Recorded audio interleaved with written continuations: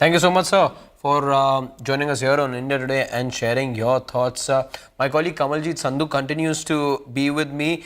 Kamaljeet, coming to you in terms of what the probe is looking like right now. We saw some heavy vehicular movement over there on the security forces. Could you tell us and give us a sense of what exactly is happening on the ground? See, a massive manhunt has been launched for the terrorists. But remember, as far as Jammu Kashmir is concerned, in particular Kashmir Valley, there was a lot of change on ground situation. There was a tactical shift as far as Pakistan is concerned. There were more terror attacks happening in Jammu region, especially in Rajouri and Poonch. But post-elections, what we've seen is that there seems to be a massive shift with the targeting of innocent civilians, particularly construction workers. And we've seen this happen earlier as well.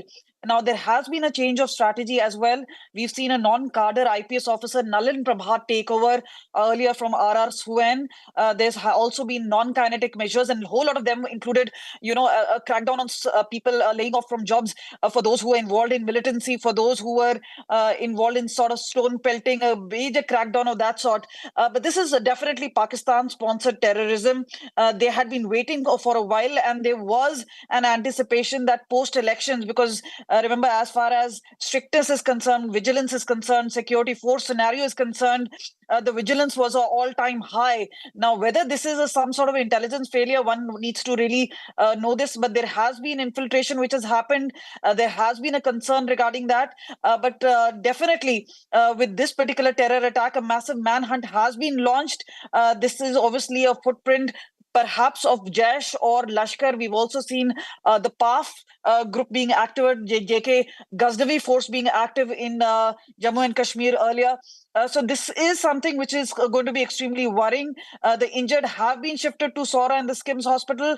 This is obviously going to be a no easy task as far as security forces are concerned. A joint operation will be launched, and we've seen the likes of Amit Shah, the Home Minister, Manoj Sinha, LG, the Chief Minister himself, Umar Abdullah, they've all tweeted and expressed concern, and they've also said their action would be taken on ground.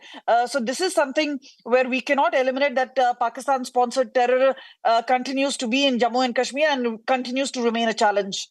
That's it. Also, this becomes the first instance, right, since the new government has taken shape, and this will be a test now of the government and state machinery partnership. Let's say different powers ruling the state and the center, and this for the benefit of the people of Jammu and Kashmir. Well, they'll hope that the two are able to put aside differences and get their act together, get the agencies in unison to be able to have a proper crackdown and investigation into the case. So very important that the two units come together.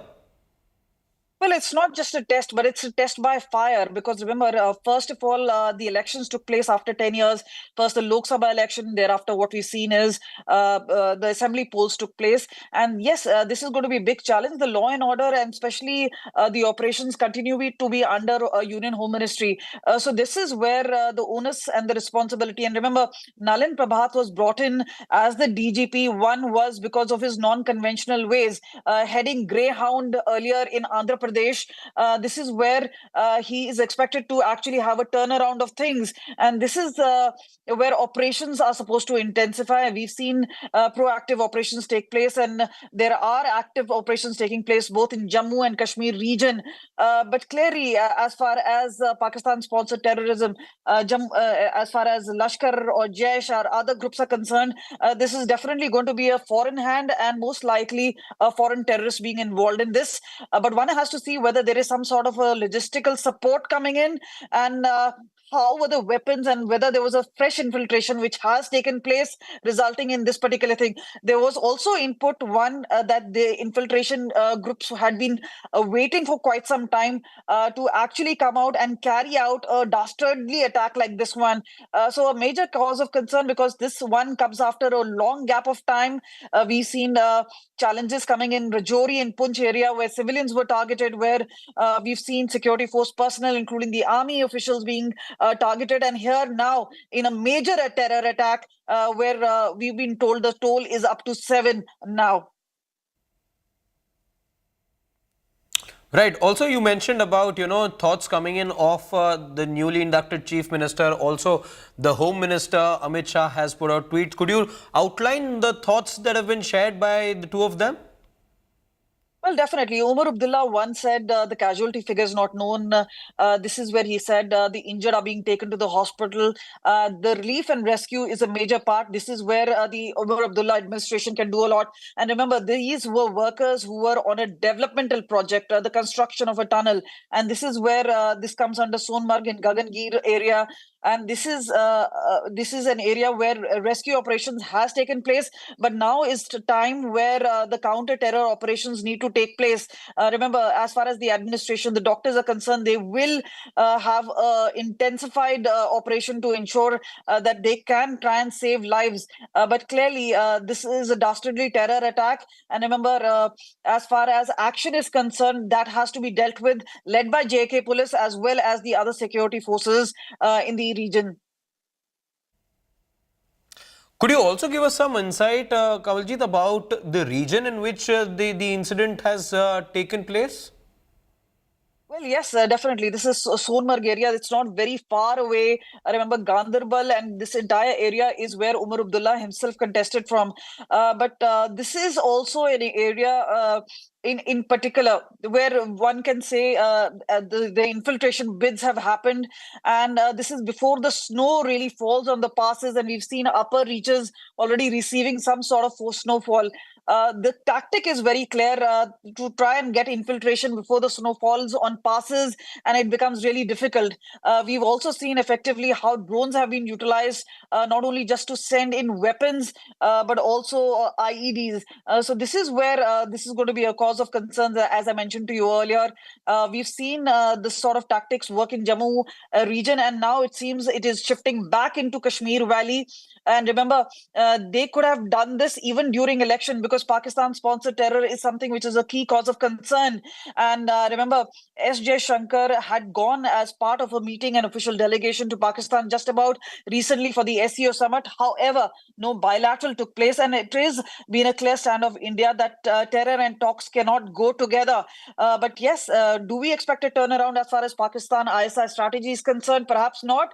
But meanwhile, the onus and responsibility clearly ahead with the security forces, especially Jammu Kashmir police, and they are going to be carrying out operations late into the night to see whether they can really identify and second flush out these particular terrorists and neutralize them as soon as possible. Kamaljeet, appreciate your joining us and sharing all those thoughts. Ashraf for also joining me right now. Ashraf, could you give us a sense of what this outfit is like, the one that's carried out this particular attack? Do they have a history of carrying out such attacks, and do they have a set modus operandi?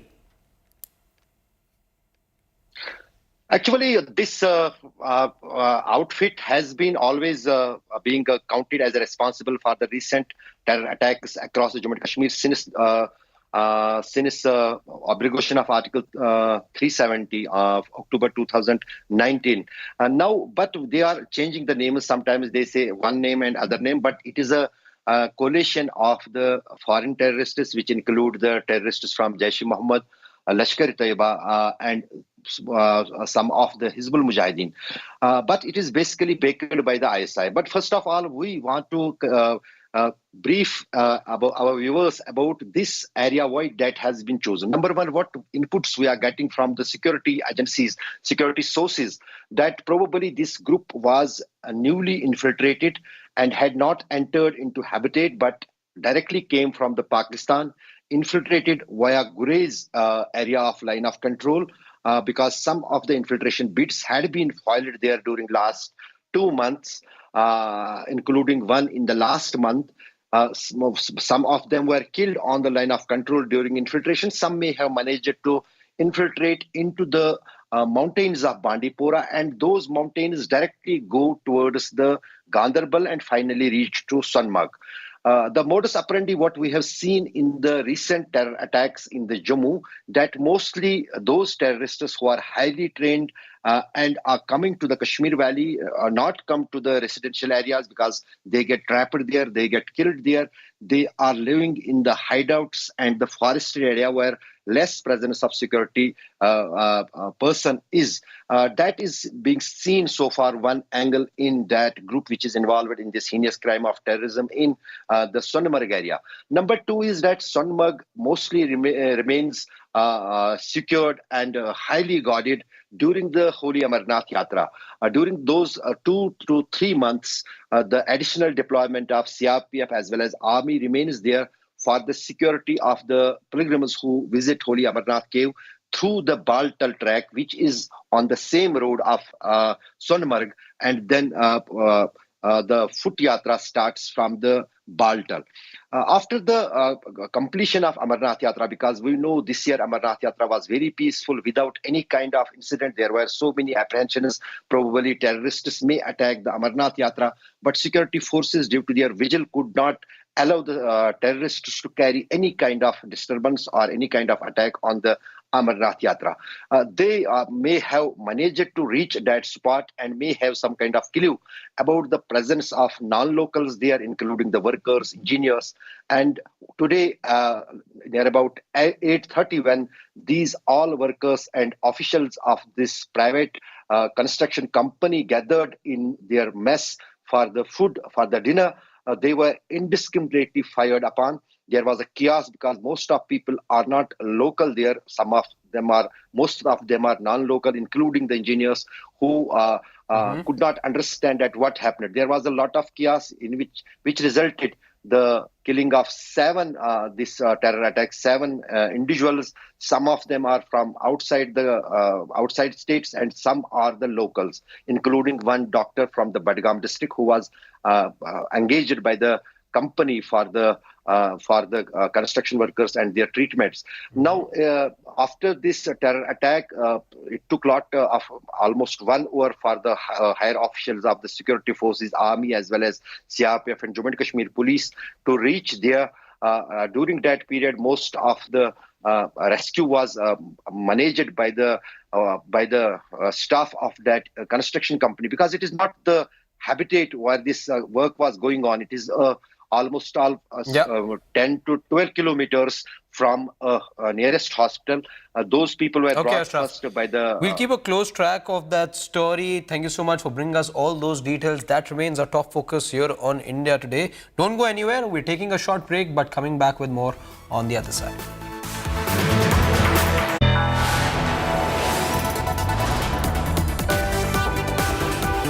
You are watching India Today.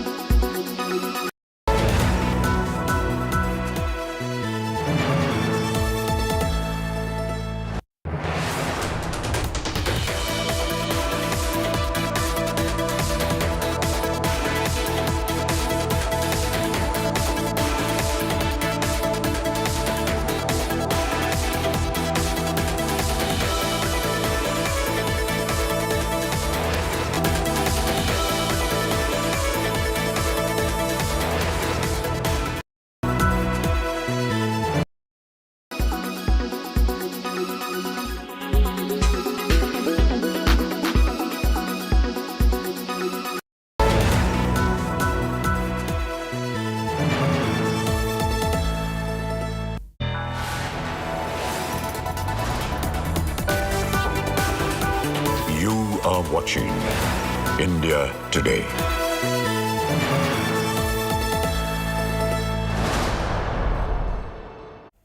Now, loud explosion occurred near a CRPF school in New Delhi's Rohini on Sunday, prompting action by multiple security agencies and the police, including the National Investigation Agency and the NSG. Several shops and structures near the explosion site were damaged. However, no casualties or injuries have been reported so far.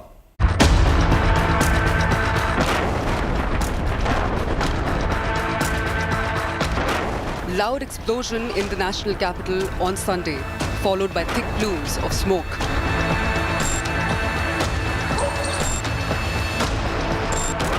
The thundering blast heard in the video accessed by India Today.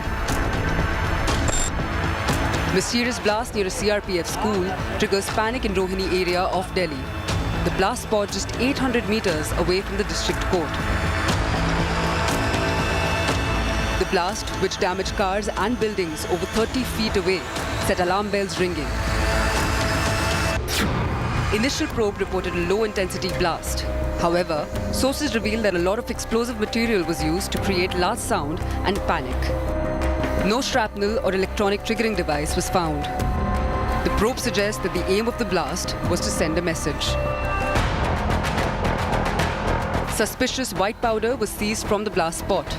Teams of Delhi Police's anti-terror unit special cell, along with NIA and NSG teams, arrived to probe. The area has been cordoned off and CCTVs are now being scanned to identify the planter of the explosive. Union Home Ministry has sought a report from Delhi Police on the mysterious blast. Sources to India Today reveal that the initial probe pointed at a directional blast. The explosive was planted to release a shockwave. Shockwave traveling radially outward from the source at supersonic velocities, shattering glasses from adjoining buildings and cars. An FIR has now been filed under Explosives Act. Delhi Police said that it was a low-intensity blast. No casualties or injuries have been reported. Police के senior officers spot पे तुरंत पहुंच गए थे. Crime team, forensic science experts, special cell, सभी लोग involve हैं, सभी मौके पे हैं. इस बारे में इन्वेस्टिगेशन की जा रही है, धमाके के कारणों की जांच और कैसे ये हुआ. इस विषय में जैसे ही कोई अपडेट होगा आप लोगों को सूचित किया जाएगा. Meanwhile, Delhi Chief Minister Atishi has pinned the blame on the centre, alleging the collapse of law and order. The BJP has hit back at AAP, saying it was politicizing a serious issue. क्या हो रहा है दिल्ली में? इसका सिर्फ एक कारण है कि भारतीय जनता पार्टी की केंद्र सरकार सिर्फ दिल्ली की चुनी हुई सरकार के काम रोकने में, अरविंद केजरीवाल जी के काम रोकने में, अरविंद